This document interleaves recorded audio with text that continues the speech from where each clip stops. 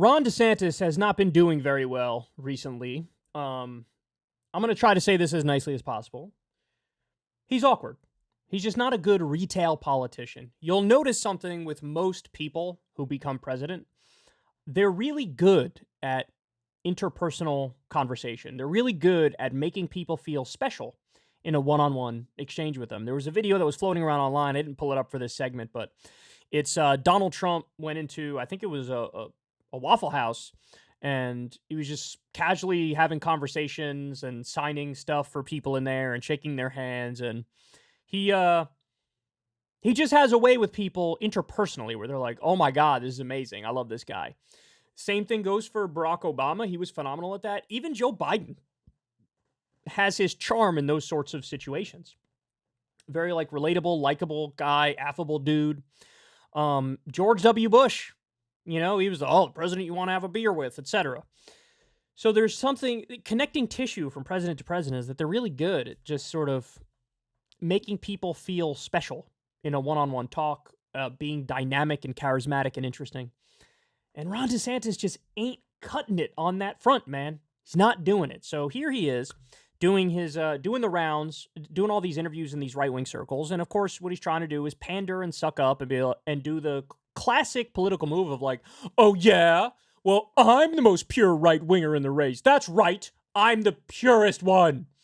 It's very similar. You see this all the time in online left media. It's like, I'm the most pure leftist. I'm the only real pure leftist.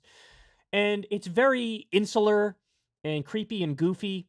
And it's kind of like online poison brain pilled. Like you lose your sense of normiedom in this goofy internal fight, right? And that's what's going on with him in the right-wing primary now, in the Republican primary. So here he is talking to CBN, the Christian Broadcasting Network. And man, awkward doesn't begin to describe this exchange. Watch this. In terms of, throughout history, yeah. I mean, I think could I have been there with Jesus's disciples? I mean, these are people who, Peter's just fishing one day and all of a sudden this guy comes up to him, catches all the fish and says, you're going to be fisher. I want you to be a fisher of men. Come with me. And so these guys all went out and they dedicated their life to spreading the gospel. And they all were killed for, they tried to kill John. John ended up, being able to survive. But I mean, the intent was to put him to death too. And, to talk about what that was like. Talk about what their impressions are. What did that? I look back at that and would love to have been able to be there with them. Wow.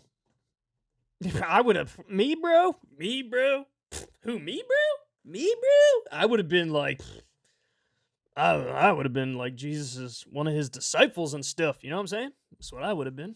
Whatever, no big deal or anything. Let me explain something to you, Ron DeSantis.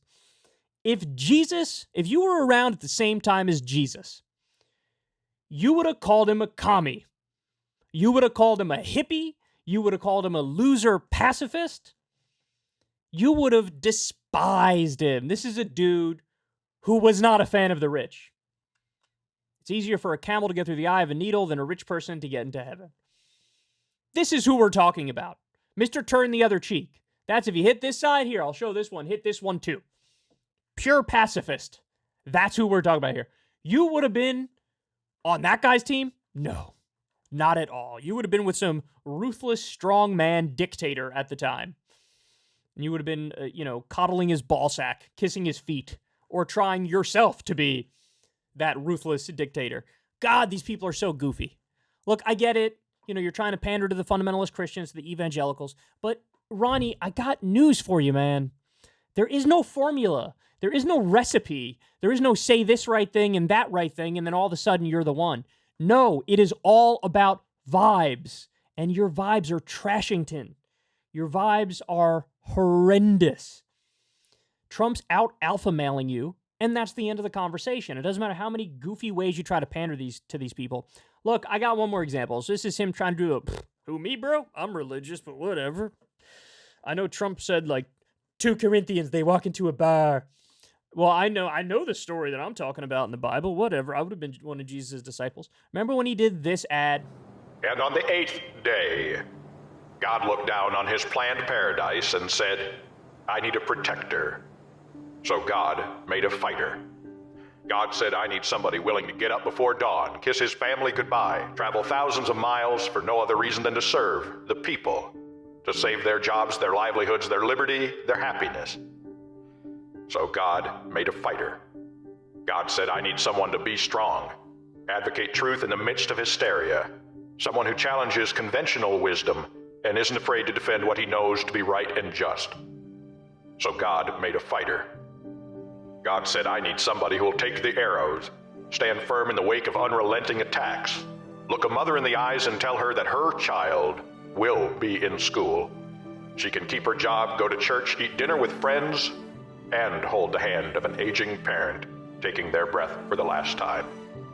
So God made a fighter. God said, I need a family man.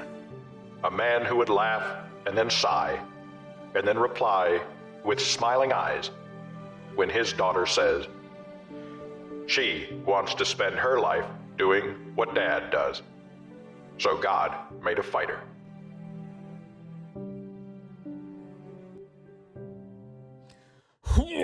If I had $1 for every time a Republican presidential candidate said or implied they were chosen by God, I'd be rich as fuck. They all do it. Mike Huckabee did it. Ted Cruz did it. Rick Santorum did it. Ron DeSantis did it. I'm sure Trump at one point or another.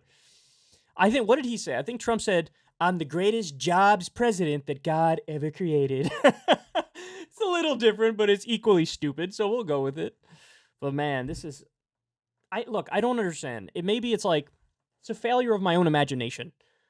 Because I struggle with this idea that at this late date, at 2023, we still have people running for president, trying to make an argument. You got to go with me because God wants me. You want to talk about a shortcut. You want to talk about a cheat code. You want to talk about a way to not actually have to do the hard work to get your ass in the White House. That's it right there. Bro, you can't even really consider anybody else because God was he told me I'm the one, but you gotta take my word for it though, because he only told me and stuff, but I promise he told me. I swear I'm not lying. I'll pinky swear on that, bro. God told me it was me, so you gotta vote for me, and you can't even consider anybody else, whatever. Oh my God. So he's pandering to the max, and I don't think the pandering is going to get you very far, Ron. I hate to tell you that. Hey, y'all, do me a favor and like and subscribe. It helps out big time in the algorithm. Click the bell as well for notifications when videos drop, and watch that video on screen right now. You know you want to.